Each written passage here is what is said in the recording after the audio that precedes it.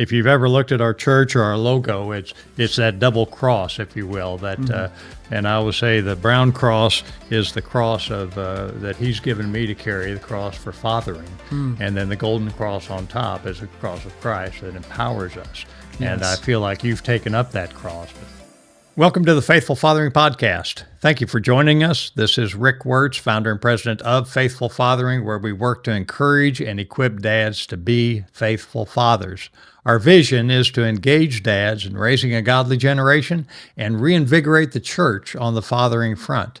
This podcast series is about the church and youth and family ministry in the church, and we're just talking about how the ministries in the church are all complementary. You can't put youth in a silo, family in a silo, marriage in a silo, fathering in a silo. They're all complementary, and to dialogue around this, and particularly in the Memorial Church of Christ, is the youth and family ministry there, Mike Avery. Mike, thanks for joining us. Hey, thanks for having me, Rick. I'm excited to be here. Well, it's a blessing to have you here. You know, as I've said before, you're my favorite church, of course, because of the way you've embraced faithful fathering. Has become integral, really, to all the ministries. You complement so much, so well there in the church. You're just beautiful to watch. Families, like I said before, dads baptizing children, and all the things that are going so well. Not to mention the beautiful rendition of "Cats in the Cradle" that we sang one night. With if you ever want to hear that in full 3-part harmony plus some, is a Church of Christ singing "Cats in the Cradle." I just back out completely. But anyway, well, one of the things you've had going on there at Memorial for a number of years is what we call the Memorial Dads. They go by the MDs, which I think is always such a powerful analogy, really, to they've got the prognosis that all is healthy and well with families at Memorial. And I know that you started that a number of years ago now. We're almost entering our 10th year of a core group of dads. And you've embraced the strategy. We call it the pass the baton. We call it the pass the baton strategy. And and I always say I confess I'm a recovering engineer. Everything is acronyms to me. But the P in the pass is for purpose-filled fathers, purpose-filled men. And that means they live on purpose for the role they have in the home as a dad.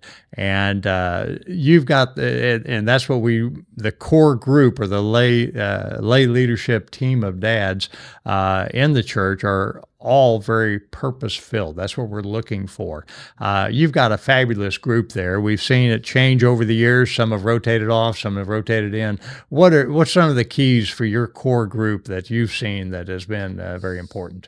Well, I think that's just it, Rick. We are purpose-filled. We saw at the initial exposure to faithful fathering, we saw that need, and we united around a purpose. And one of the best things about having that core group is coming in and be able to share our successes, our victories, our triumphs, and our tribulations, our failures, and we can be honest and open with each other and pray for one another to celebrate and hand out add-a-dads for those successes, and then just to be there and pray with each other in times of struggle. That's been a huge blessing. I do have to commend you. I think you have met monthly religiously. I mean, that's always our encouragement. Some churches do meet monthly, hit and miss. Some meet bi-monthly. Some have gone to quarterly. And but the dynamic you guys have monthly, you'll have, I think we've had as few as 6 or 7, but as many as 13 on that core group show up. But that dialogue about sharing the affirmations, the validations, the trepidations. I remember the early on meeting, one dad said, hey guys, I lost it. I got angry with my son, and it was just like everybody came and loved on him and just said, hey, we've all been there. Exactly. It's okay. It happens. And that's I think a powerful moment for us when we can come in and know we have other dads rooting for us and going through similar struggles. and we can just rally around one another and say, hey, let's get up and try again. And this isn't the end. So I always call them, it used to be called accountability groups, and I always say, men can be accountable to lies Sure. about with each other, but the vulnerability Yes. is one of the keys, and in that group, I just always have seen that vulnerability level. There's no masks, if you will. But what has been the key over the years? The unique situation that you have just reached in the church is, I think you are the first church that has actually passed the baton. When I lose a leader, a lot of times the group folds. Sure. But you have passed the baton. Lead dad Kelly Peace has passed the baton to another dad, and he's taking on that leadership role. And it doesn't appear that you've missed a step. It's been very powerful to watch that transition. What do you think is the key to that momentum there? Well, I think a lot of that is just the intentionality, the seriousness, the prioritizing of this ministry in our church, number one. But number two, I think it was not something done abruptly, quickly. It was something that was planned and purposed over time. And Kelly is still involved, and he is still there supporting Jason and encouraging him. And maybe a bump or two, but we've kept going, and I think that is beautiful. It's discipleship happening, and I kind of think of a Paul to a Timothy almost, and it's great to have a younger dad stepping up and taking that lead and taking it very seriously. A lot of pressure on that lead dad. He's got to keep the group motivated, keep them going, and keep communication up. And otherwise, it's real easy for us to just get wrapped up with other things. Mm-hmm. And that, like I say, that lead dad, I think the first time he brought his daughter, she was early teens, I believe, to a father-daughter retreat, and he has since blessed her on her wedding day as well. So that's the maturing that has gone on in that group, huh? Mm-hmm. We've had some guys, like I say, have rolled off with older kids, and some dads with younger kids have rolled back on, and it's been really a neat thing to see. A lot of energy. As we move into the acronym of PASS, the A stands for activities. That's fun activities for dads and kids, and easy to engage in activities. Mm-hmm. What have you all orchestrated over the years? You've had quite a plethora of activities. Oh yeah, we've had some great events. We've had fun days at the park where we've cooked out hot dogs and burgers and just had fun and games. And we did a canoe trip, which was amazing. We canoed down the river, stopped on a beach, and had lunch, and lots of fun there. We went to the zoo and incorporated a little service activity. After we went to the zoo, we all packed double lunches, and we took our extra lunches to the homeless community that was there in the park next to the zoo. We have done, so many things. Your fishing outing. The fishing. I can't believe I forgot that. Yes, we had our fishing adventure day out at so many of those out at the Bowers Ranch. Out in Anderson, where we got to have just a day of where there was 100 people around that pond fishing and catching perch and bass and all kinds of things, and it's been great. We did scavenger hunts out there, and all kinds of kickball and baseball and all kinds of fun things out there. Another thing we did just recently, we went out to another friend's property where they had a zip line, and they had fishing, and they had, I think there was horseback riding. They had all kinds of activities out there. Just a day with fun with our kids. We've done things for little kids where we just had some little inflatables and little activities for preschoolers, and we've done some things for older kids. We took our teens out one summer and played foot golf on the north side of town, where our dads took their sons out and daughters out there, and they were kicking. It was like golf except with a soccer ball, and you play 9 holes where you have to kick the ball into the hole. Wow. Lots of activities, but I think what made them special is just not only the time we were spending with our kids, but it's that intentionality where we took a break, whether it was over lunch or a water break or something, and we sat down and we had spiritual discussions with our kids. And in the midst of playing a game or an activity, that really, those were really good meaningful blessing-filled conversations. Mm-hmm. Now that, like you say, there always was that spiritual component. And are there any particular takeaways or testimonies that you recall from one of those events? I remember personally, for me, I remember my kids being excited to give their lunch away to the homeless people in the park. And then when we had our spiritual discussion over our own lunch later, we were able to talk about that and why it's important to love our neighbors. Sure. And of course, our church, we have pictures of different events, and they're down the hallways in these frames, and we change them out so often. And one of those pictures was my daughter holding a perch when she was probably 7 years old. And I now have that picture in my office on the wall, and she's very proud of it. And though she's much older now, it's a great memory for me and for her to remember that, hey, Dad took me fishing that day. Sure. And Kelly fried up the fish. Oh, I tell you what, that was the highlight of the trip, honestly, getting to eat that guy knows how to fry some fish. The first S in the PASS strategy stands for studies for dads. And, I spent most of my early fatherhood looking for the owner's manual for my kids, so I figured out what to do. I didn't ever get any specific training until I actually read, the real owner's manual is the scripture here. So the challenge would be to apply that. But had you ever done any dad-specific studies in the church prior to what we initiated there, or what got initiated as a function of this? No, other than an occasional sermon on Father's Day, you really don't hear many focuses on lessons or teachings in the fathering front. And when we engaged in these studies, they were eye-opening and powerful. I think we actually were able to draw some people into the ministry, the Memorial Dads ministry, through these studies, offering them during regular Bible study times. And I remember studying several of these, but one in particular that really impacted me was one we had to do online due to COVID, and we were meeting on Tuesday night on Zoom, and after that study ended and COVID kind of faded out, we ended up getting together and forming a men's vulnerability accountability group, just a group that we still meet to this day, 4 or 5 years later. We're still meeting every other week and praying together and talking about life and studying together. And that came from a men's Fantastic. study, a dad's study. Is that the Dads Becoming Heroes study that you guys did over that? Okay. Yes. Oh, fantastic. Well, that's a good testimony right there. Any other? That's those studies are meant to do just that, to be easy to access, whether it's in a large group or a small group or even one-on-one. They can access those. I think it's important to engage in those because it keeps it fresh on your mind, and it keeps that importance of our role as a dad and how we need to be engaging.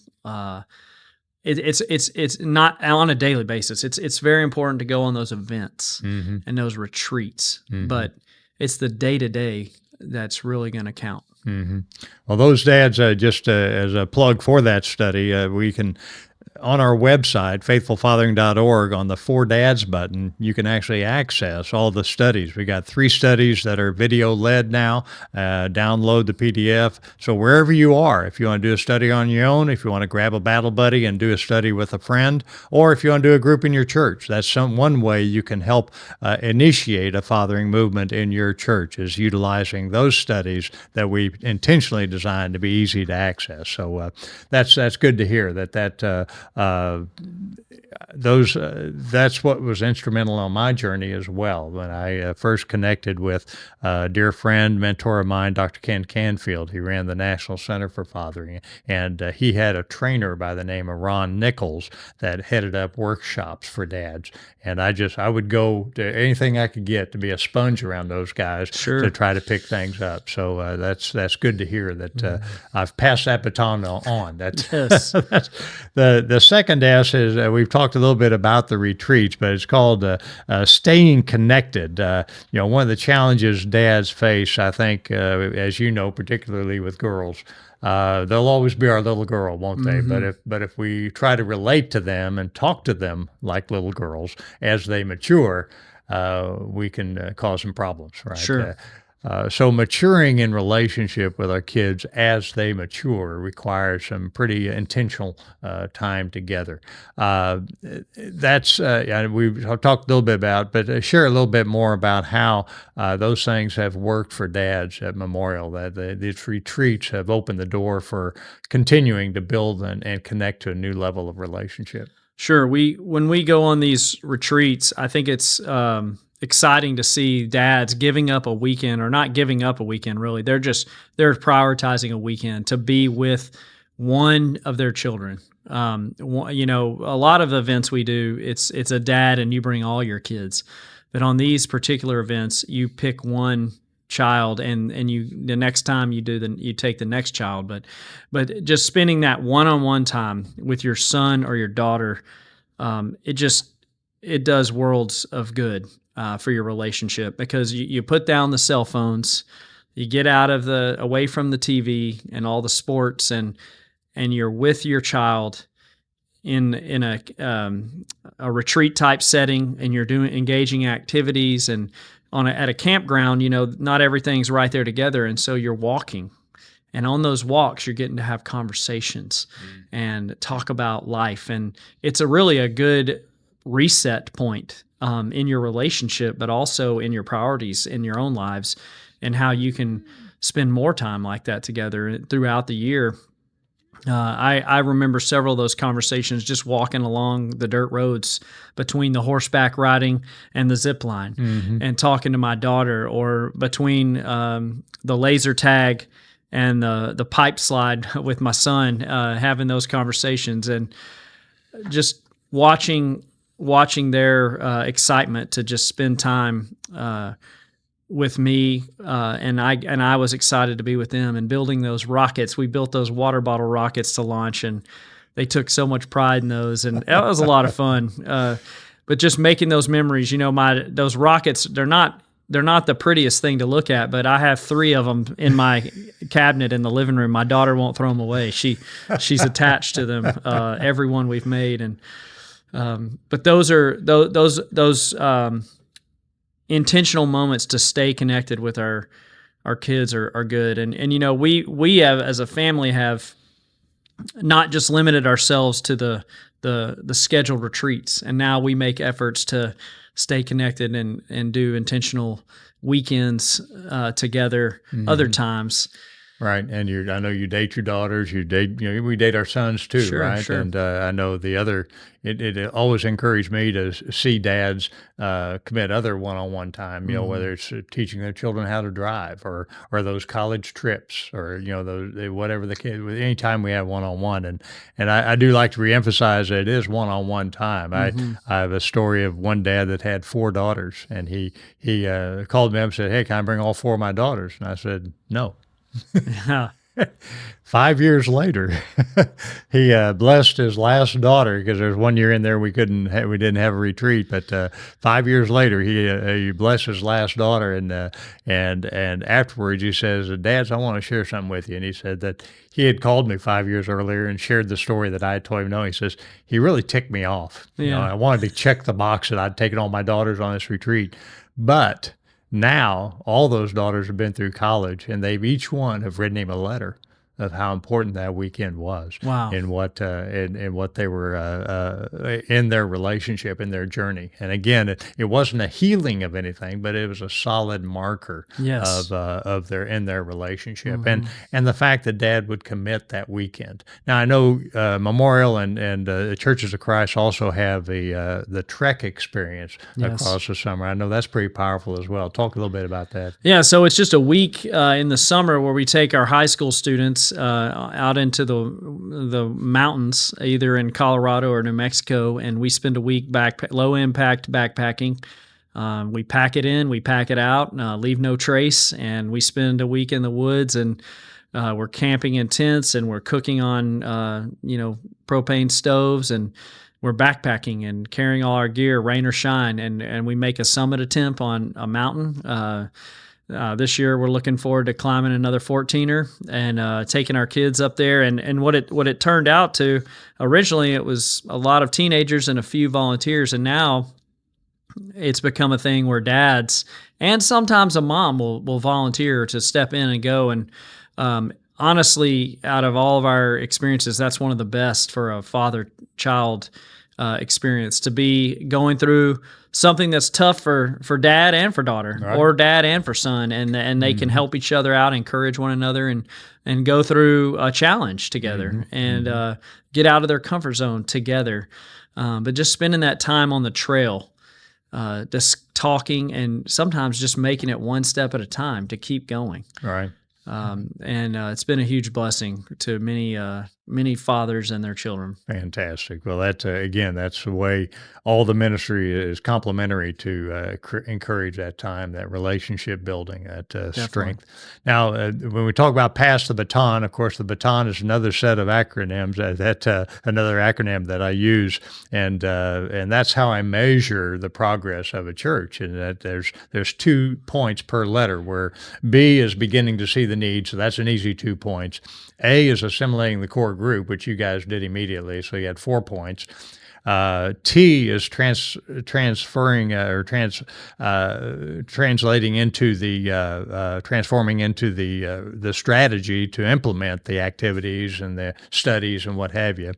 And then O is the ongoing management, that once you have things going, you're doing 2 or 3 fun activities, you're doing a study a year, and you're doing a retreat a year. Now you guys alternate father-daughter retreat and father-son retreat. Yes. But then, so there's 8 points, but then the N is the next steps, and that's, what are you doing beyond the walls of the church? And you guys always invited folks to the fishing out, to the activities outside your walls, so that was already going on. But one thing you have done very powerfully is open the door to other churches within your denomination. Sure. And that has blessed our ministry tremendously. But can you share a little bit about that, how you've been, you've taken that next step to really open this ministry to as many churches as you can? Sure. I mean, honestly, Rick, what it boils down to is that we, as a core team and a ministry, Memorial Dads, we realized the benefit and the blessing of this ministry. We saw the impact it had on our relationships with our children, and how we were being intentional in prioritizing physical presence, engaging emotionally, and leading spiritually by example. And we're not doing it perfectly, but we're aiming that way. We're trying and making an effort. And the tremendous blessing it had on our families, our marriages, and also in our other ministries, just in the spiritual lives. And so, of course, we had what I like to call a piece of the good news that we want to share with everyone.